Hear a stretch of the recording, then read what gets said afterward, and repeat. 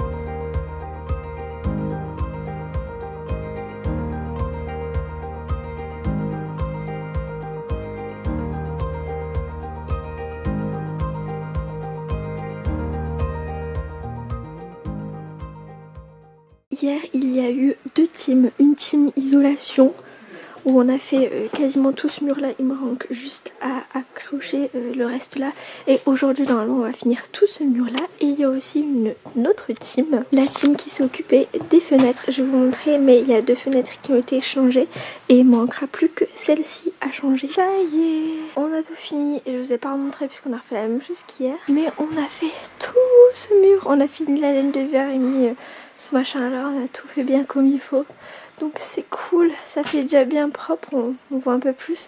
Et après il nous restera à railler, plaquer, tout ça quoi. Puis on va faire aussi la même chose au niveau du plafond, mais si je me trompe pas, il faut d'abord qu'on mette des trucs, des fixations pour qu'on puisse mettre la laine de verre. Mais on va faire la même chose au plafond. On a acheté plein de rouleaux pour pouvoir vraiment faire toute l'isolation. Il y en a encore en bas. Ça, je pense que c'est ce qui va nous suffire pour faire le plafond. Et en bas, on en a encore pour faire l'isolation de la petite extension. Et il nous en faut aussi pour mettre sous ce plafond là, pour que ce soit bien isolé aussi.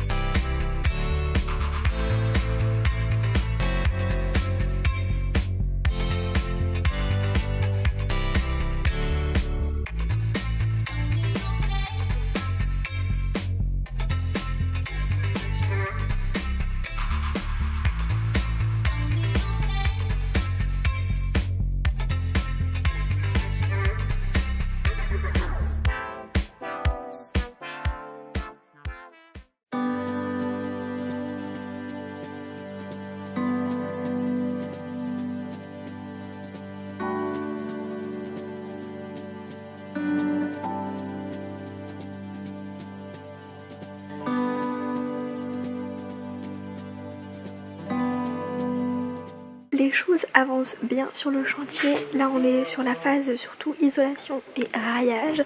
Je pense que ça va être le sujet de ce vlog, mais voilà, ça avance super bien. Là on est sur le premier étage, ce qui va nous servir d'appartement en location.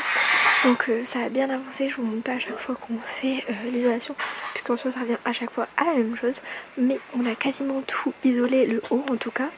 Ici en fait ce sera la pièce de vie avec cuisine, salon, salle à manger. Et donc en fait on a tout raillé et isolé. On avait une problématique dans cette maison, c'est qu'elle est très étroite. En fait elle est vraiment pas large. Du coup de ce côté-ci on a mis genre vraiment en rail, parce qu'on avait une sorte de petite marche. Donc on a mis la raille à ras, comme ça on perd pas trop. Et on a mis l'isolation derrière. On a mis ce petit papier là, puis de l'isolation devant. Et de l'autre côté on a fait un choix, puisque comme je vous l'ai dit c'est très étroit. On a mis une couche d'isolation, ce petit papier, et on a mis, je crois que c'est des fourrures, quelque chose comme ça. Comme ça on va coller le placo au dessus, mais on va pas mettre d'isolation en plus. Voilà, c'était pour perdre un minimum de place, parce que c'est très étroit.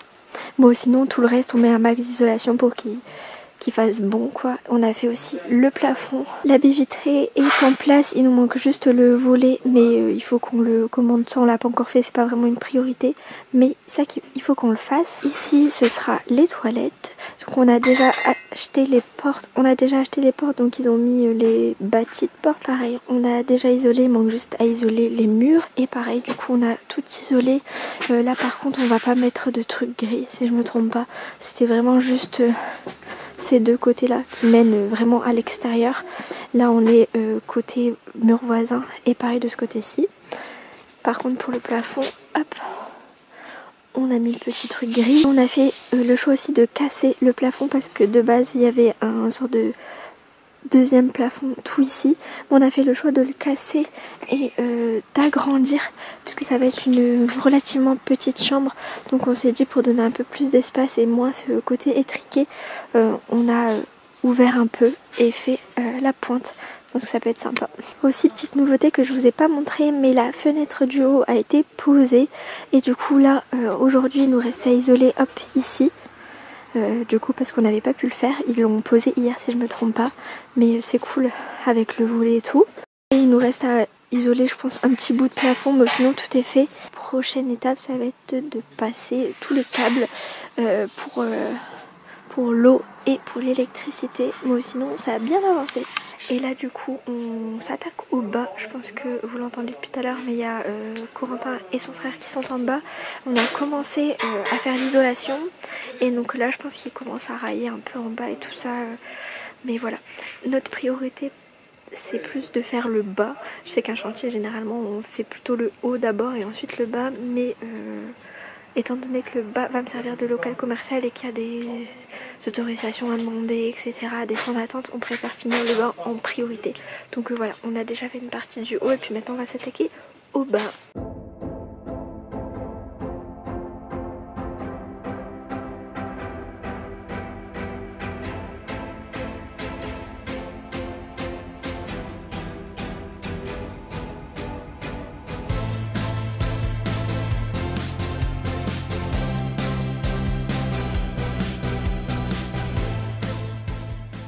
Et hier je vous ai pas montré puisque j'avais pas mon appareil avec moi, mais on a commencé à passer les câbles électriques ici.